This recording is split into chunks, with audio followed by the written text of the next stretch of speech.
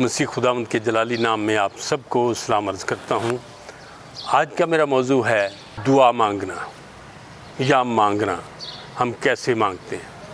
तुम्हें इसलिए नहीं मिलता कि तुम मांगते नहीं।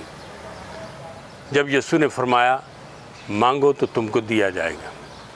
अब क्या मांगे, क्या मांगना है, क्या मांगना चाहिए, ये एक बाकायदा तालीम है। इसके ऊपर बड़ी गुफ्तगू की ज़रूरत है, बड़ी सोच विचार की ज़रूरत है। कितने लोग हैं जो दुआ करते हैं, दूसरों के लिए करते हैं? कितने लोग हैं जो दूसरों के लिए भलाई की बजाय बुराई की दुआ करते हैं? कितने लोग हैं जो अपने दिल में एक दूसरों के लिए सोचते हैं, अच्छा सोचते हैं, बरकत पाते हैं? कुछ लोग हैं जिनको मांगना ही नहीं आता है। कुछ लोग हैं जिनको पता ही नहीं है कि कैसे मांगना है, किस तरह से मांगना है, किससे मांगना है। मैं एक स्टेट के राजे की आपको कहानी सुनाता हूँ। एक स्टेट का राजा बहुत खुदा परस्त था, बहुत ही खुदा खौफी रखने वाला था। वो अपनी आवाम से बहुत मोहब्बत रखता था। वो चाहता था कि मेरी आवाम जो है ये मेरे सामने बोले, मेरे सामने अपने मुतालबात रखे, ताकि मैं उनके मुतालबात को पूरा करूं। वो चाहता था कि मेरी रियाया बाकी रियासतों से ज़्यादा अमीर रियासत हो जाए। मेरी रियासत में तालीम याफ्ता हूँ, मेरी रियासत में इंडस्ट्रियल हूँ, मेरी रियासत में बहुत से स्कूल हों, कॉलेजेस हों, यूनिवर्सिटीज़ हों। वो ये चाहता था, मगर तवक्को करता था कि आवाम अपना मुतालबा बादशाह को पेश करे। एक दिन बादशाह ने वज़ीर से कहा कि ये आवाम कैसी कमज़ोर है, ये कुछ बोलते ही नहीं है लोग कि हमें क्या चाहिए। जिन हालात में हैं उन्हीं हालात में रहते हैं। बादशाह ने कहा मैं इनके लिए बहुत परेशान हूँ। वज़ीर के साथ गुफ्तगू के दौरान बादशाह ने कहा ऐसा करें कि जो इस शहर के चारों तरफ की जो सड़कें निकलती हैं, जहाँ से लोग मजदूरी के लिए जाते हैं, वहाँ पर 2-2 सिपाही खड़े कर दो।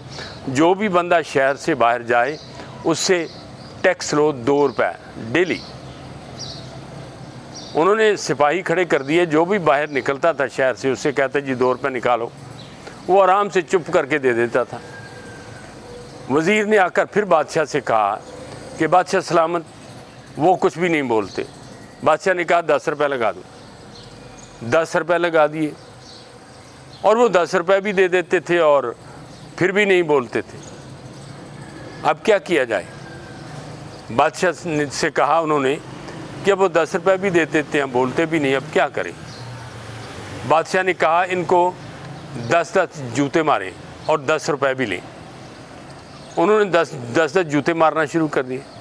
आपको पता है कि अगर उस रास्ते पर अगर 100 बंदा गुज़रता है तो 10-10 जूते मारते हुए कुछ टाइम तो लगता है ना। जूते भी खाए और 10 रुपये भी दिए।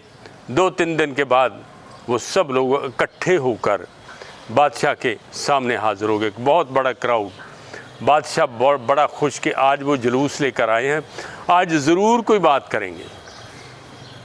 बादशाह घर से निकला, अंदर से अपने महल से बाहर आया और आकर लोगों को उनके आने का उनका वेलकम किया और उनसे पूछा बताएं क्या आप मुतालबा करते हैं।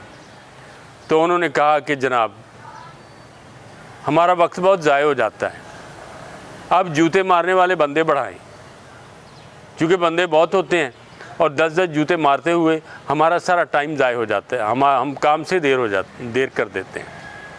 मेरे अज़ीज़ों, कितने लोग हैं जो ऐसे मांगते हैं, जो ऐसी ख्वाहिश करते हैं, लेकिन हकीकत में वो जो कुछ मांगना है, जो कुछ चाहिए, वो नहीं मांगते।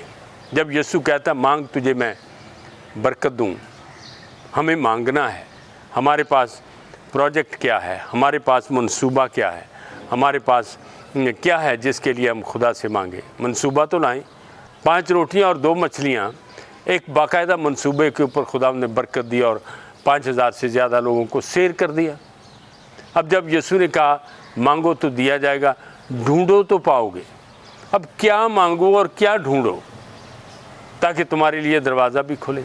मेरे अज़ीज़ों, जब दुआ मांगते हैं तो अपने सामने एक प्रोग्राम रखें। आप क्या करना चाहते हैं, आप किस मंजिल की तरफ जाना चाहते हैं, आपके पास क्या प्रोजेक्ट है, मंसूबा है, क्या है आपके पास जिसके लिए दुआ की जाए।